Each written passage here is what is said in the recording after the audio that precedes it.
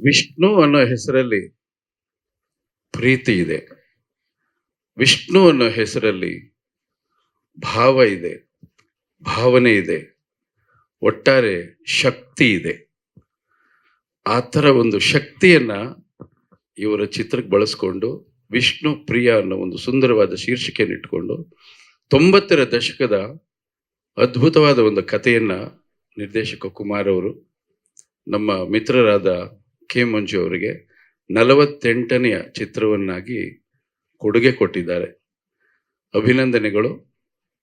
ಹಾಡುಗಳನ್ನೆಲ್ಲ ನೋಡಿದ್ವಿ, ಕೇಳಿದ್ವಿ. ಕಣ್ಣಿಗೆ ಮನಸ್ಸಿಗೆ ಮುದ ಕೊಡುವಂತ ಅತ್ಯುತ್ತಮವಾದ ಗೀತೆ. ಶ್ರೇಯಸ್ ಹೆಸರಲ್ಲಿ ಉಮೇಶ್ ಹೇಳ್ದಾಗೆ ಹೆಸರಲ್ಲೇ ಶ್ರೇಯಸ್ ಇದೆ. ಪ್ರತಿಭಾವಂತ ಹುಡುಗ, ಭವಿಷ್ಯದ ಪೈರು ಅಂತ ಹೇಳಕ್ ಇಷ್ಟಪಡ್ತೀನಿ. ಶ್ರದ್ಧೆ ಭಕ್ತಿ ಹೆಚ್ಚು. ಯಾಕೆಂದ್ರೆ ಇತ್ತೀಚೆಗೆ ನನ್ನ ಜೊತೆಲಿ ಕೆಲಸ ಮಾಡಿದ್ರು, ಅದು ಇನ್ನೊಂದು ಪ್ರೆಸ್ ಮೀಟಲ್ಲಿ ಮಾತಾಡೋಣ. ನನ್ನ ಅನುಭವವನ್ನು ಹೇಳ್ತೀನಿ. ತುಂಬಾ ಕಾಳಜಿ ಇರ್ತಕ್ಕಂಥ ಹುಡುಗ. ಬೆಳಿಗ್ಗೆ ನನಗಿಂತ ಮೊದಲು ಸೆಟ್ಗೆ ಬರ್ತಾರೆ ಇವರು. ನನಗಿಂತ ಮೊದಲು ಸೆಟ್ಗೆ ಬಂದವರು ಇಬ್ಬರೇ, ಒಬ್ಬರಲ್ಲಿ ಕೂತಿದ್ದಾರೆ.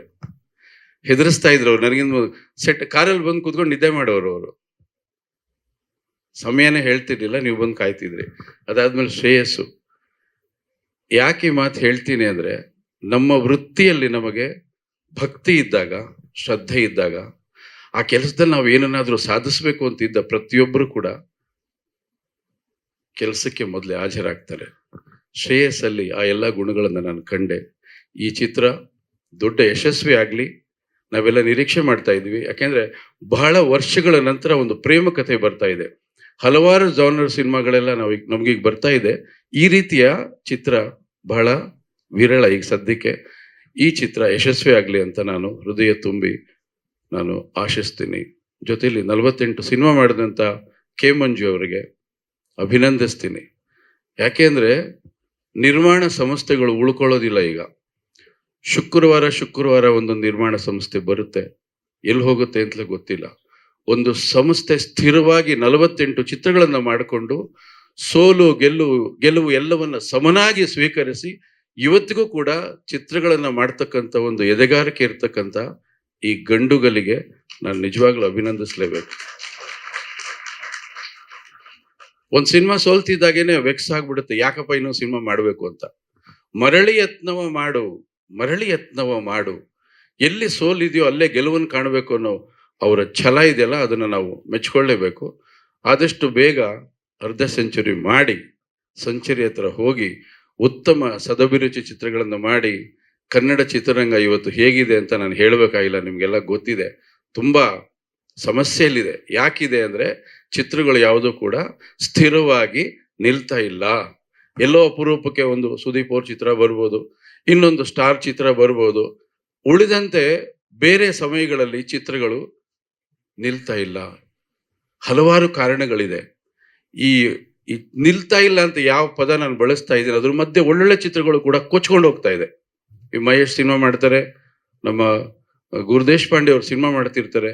ಎಲ್ಲರೂ ಕೂಡ ಸಿನಿಮಾ ಸಕ್ಸಸ್ ಆಗ್ಬೇಕು ಅಂತ ಶ್ರಮ ಪಡ್ತಿರ್ತಾರೆ. ಅವರ ಶ್ರಮ ಕೊಚ್ಚಿ ಹೋಗಬಾರ್ದು, ಸ್ಥಿರವಾಗಿ ನಿಲ್ಲಬೇಕು. ಹಾಗಾದಾಗ ಮಾತ್ರ ಚಿತ್ರರಂಗ ಗಟ್ಟಿಯಾಗಿ ನಿಲ್ಲುತ್ತೆ. ಈ ಚಿತ್ರ ದೊಡ್ಡ ಯಶಸ್ವಿ ಆಗುವಂತ ಎಲ್ಲ ಸೂಚನೆಗಳನ್ನು ಕೂಡ ಕೊಟ್ಟಿದೆ.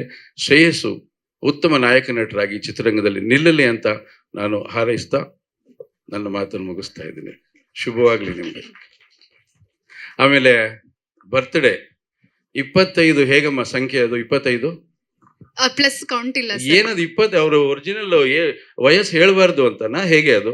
ಹಾ ಸರ್, 25 ಸರ್ ನಿಮ್ಗೆ? ಅಲ್ಲಲ್ಲ, ನಾನು ಬೇರೆ ಪ್ರಶ್ನೆ ಕೇಳ್ಬೇಕು. ನೀವು ಮೇಡಮ್ ಅವ್ರು ಇಲ್ಲೇ ಕೂರ್ಸ್ಕೊಂಡಿದ್ದೀರಾ ನೀವು? ಬಿಡಿ, ಆಯ್ತು. ಎನಿವೆ, ನಿಮ್ಮ ಜನ್ಮದಿನದ ಹಾರ್ದಿಕ ಶುಭಾಶಯಗಳು ನಿಮಗೆ. ಭಗವಂತ ನಿಮಗೆ ಆಯಸ್ಸು, ಆರೋಗ್ಯ, ಕೀರ್ತಿ, ಯಶಸ್ವಿ ಎಲ್ಲವನ್ನ ಕೊಟ್ಟು ನೂರಾರು ಕಾಲ ನಿಮ್ಮನ್ನ ಚೆನ್ನಾಗಿಟ್ಟಿರ್ಲಿ ಅಂತ ಈ ವೇದಿಕೆ ಮುಖಾಂತರ ಹಾರೈಸ್ತಾ, ಒಳ್ಳೆ ಕಾರ್ಯಕ್ರಮ ಇದು. ನೋಡಿ ಎಷ್ಟು ಜನ ಕಾಯ್ತಾ ಕೂತಿದ್ದಾರೆ, ಎಷ್ಟು ಜನ ಬಂದಿದ್ದಾರೆ, ಎಷ್ಟು ಜನ ನಿಮ್ಮ ಅಭಿಮಾನಿಗಳಿದ್ದಾರೆ. ಸುದೀಪ್ ಸರ್ ಅಷ್ಟೇ ಅಭಿಮಾನಿಗಳು ನಿಮ್ಗೂ ಇದಾರಲ್ಲ ಸರ್?